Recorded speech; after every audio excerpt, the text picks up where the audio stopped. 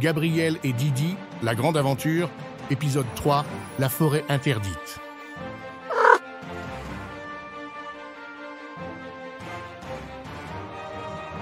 Dans l'épisode précédent, Gabriel se voyait offrir un collier miraculeux Pokémon. À la suite d'une bêtise de Didi, le collier les transporta dans le monde magique des Pokémon. Gabriel attrapa son premier Pokémon, un Celebi. Par la suite, il fit la rencontre d'un étonnant groupe de musique qui leur proposa de les conduire en ville. Perdus dans ce nouveau monde, Gabriel et Didi continuent leur périple à la recherche de sa petite sœur Margot et de ses parents.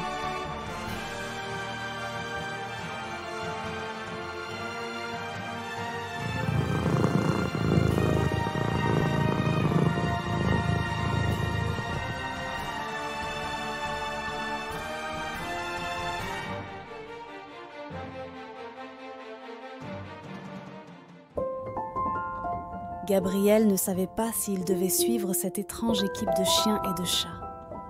Ils étaient si bavards, sentaient une drôle d'odeur, et leurs yeux étaient rouges et brillants. Mais ils avaient l'air si gentils à la fois. Rock et Steak avaient une bonne et une mauvaise nouvelle à lui annoncer. Grâce à l'ordinateur de bord du minibus, le Cyclotron 4000, Steak avait pu se connecter à un satellite spatial pour lui demander de retrouver Margot. Et il avait eu une réponse par Microsoft Teams.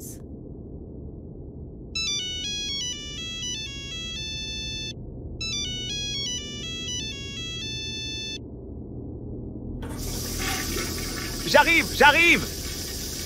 J'étais en train de préparer ma recette de boudin créole au sable fin.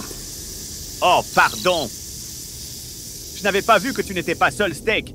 J'ai bien trouvé la position de Margot. Je vais vous envoyer toutes ces informations sur votre Minitel Super Digital Radio Spatial pour que vous puissiez la retrouver. L'antenne parabolique sur le toit du minibus s'était déployée et tournait pour recevoir le signal du satellite. Steak pianotait vigoureusement sur son ordinateur de bord pour le démarrer.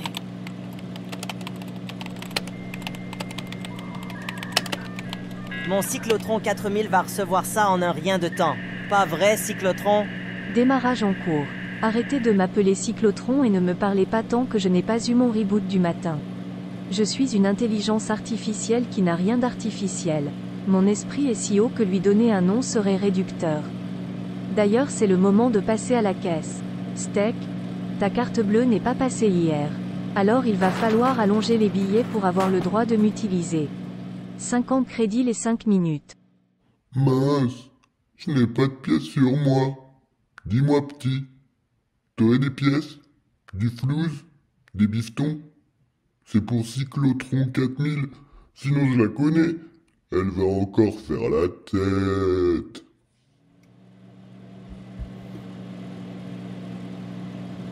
Gabriel réfléchit un instant en regardant Lardon et Cyclotron à tour de rôle. Puis il donna à Steak un billet vert qu'il avait reçu à son anniversaire. Après tout, c'était pour sauver sa petite sœur. C'est parfait. Je veux dire, on fera Je avec. ne rends pas la monnaie les jours pairs. Démarrage en cours. Reboot terminé. C'est parti pour une nouvelle journée à servir cette équipe de bras cassés. Vous avez 6 notifications de Peggy et 4 mails de peggy132@gmail.com. D'après les signaux du satellite, Margot est à Pokéton. Précision de 99%. Maintenant, c'était décidé. Gabriel et Didi partaient à l'aventure pour sauver Margot à Pokétown. Ericat arpentait les rues du lotissement en klaxonnant pour retrouver les membres du groupe qui s'étaient éparpillés. Didi grimpa à bord et se mit près de la fenêtre, à l'avant. Gabriel trouva une place sur la banquette à l'arrière. Une fois tout le monde à bord, Ericat entreprit une marche arrière périlleuse entre deux gros arbres. Tu pourrais m'aider, petit? Je voudrais reculer en haut de cette colline pour prendre de l'élan avec le minibus. Soudain, 3 petits chats sautèrent sur les genoux de Gabriel.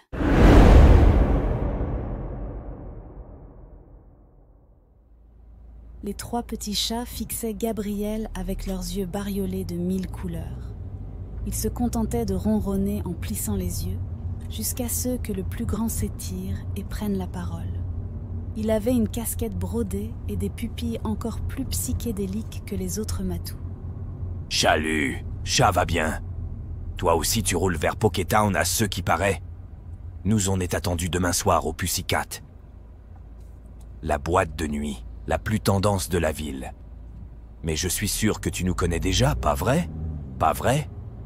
On est les disques jockeys les plus en vue cette semaine. Moi c'est François. Le petit là c'est Ran et voici Mythe. On s'apprêtait justement à faire une répétition. Quelle chance tu as. Je sens que tu es un grand fan, alors... C'est parti. 3, 2, 1... François, François Mitterrand. François Mitterrand. François, François Mitterrand. François Mitterrand. François Mitterrand.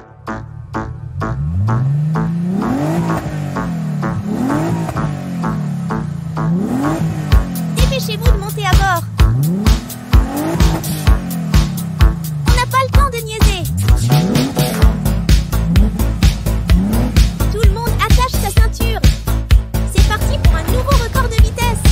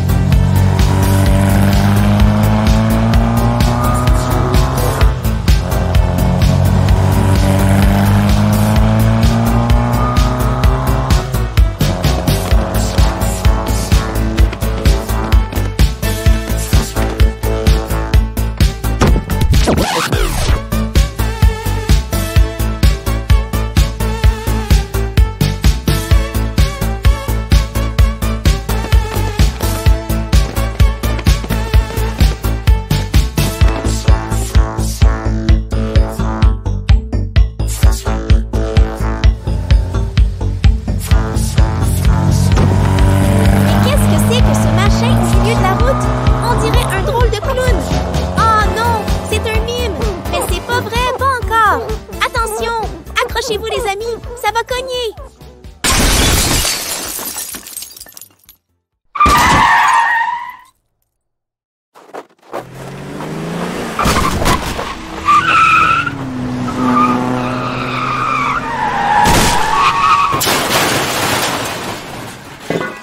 K.O.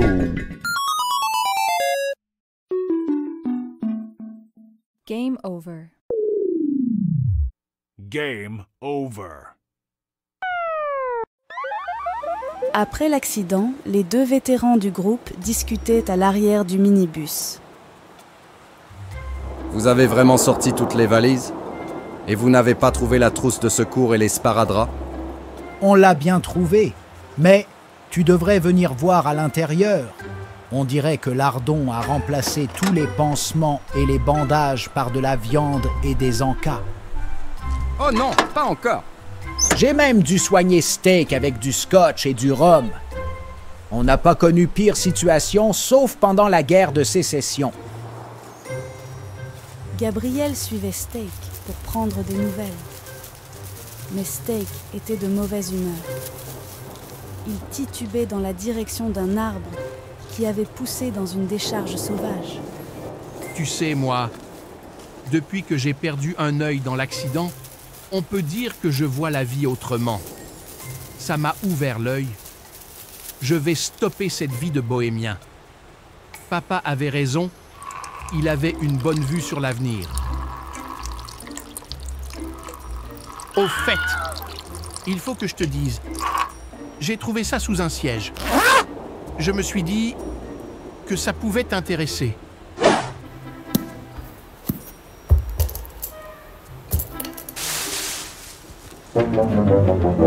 Steak envoya une balle verte à Gabriel, qui la prit dans l'œil. C'était une Fablo Ball. Waouh! La moins puissante de toutes les Pokéballs. Waouh!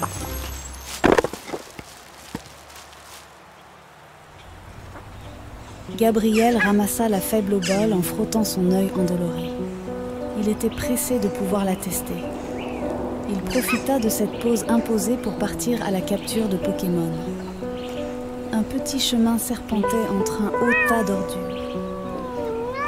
Didi faisait ses derniers adieux à Ericat quand il aperçut l'ombre de Gabi au bout du chemin. Il le retrouva en trottinant et en miaulant pour montrer son mécontentement.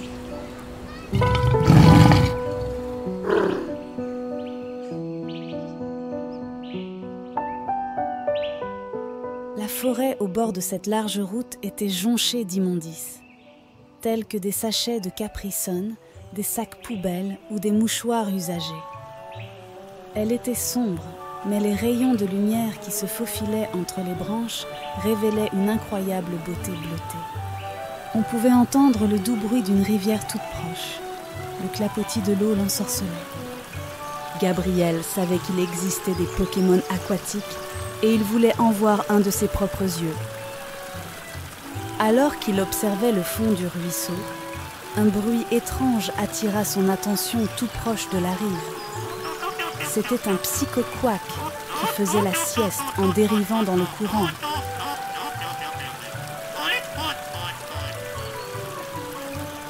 Gabi et Didi le suivirent sans faire de bruit, dans l'espoir de faire une belle photo avec le Pokédex.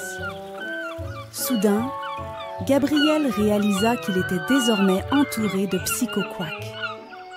L'occasion était trop belle. Il sortit son Pokédex dans le plus grand calme pour ne pas les effrayer.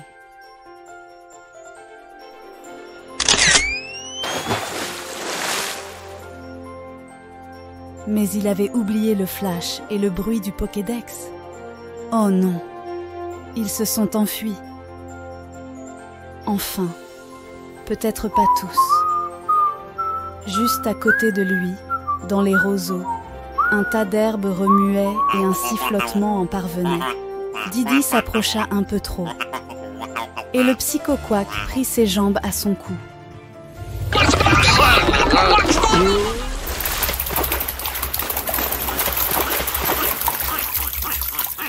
Mais Gabriel, rapide comme l'éclair, dégaina la Fablo Ball et fit mouche.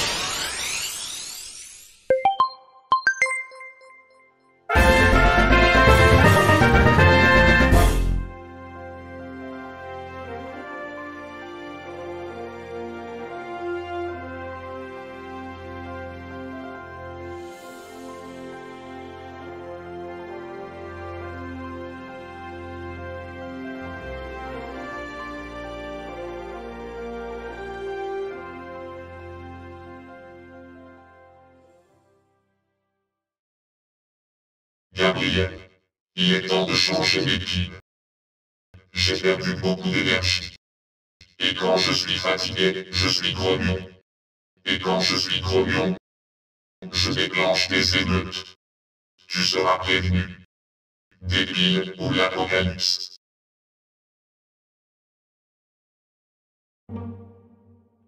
Tu seras prévenu.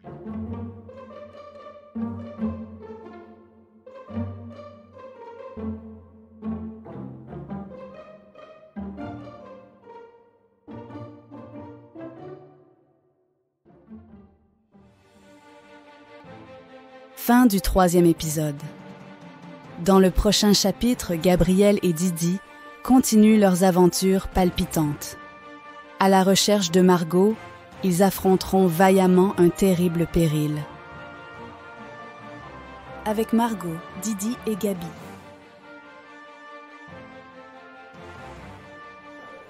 Pikapi, Pikachu. Avant de se quitter, jouons ensemble au grand quiz. Dans l'épisode de cette semaine, Comment s'appelle l'ordinateur du minibus?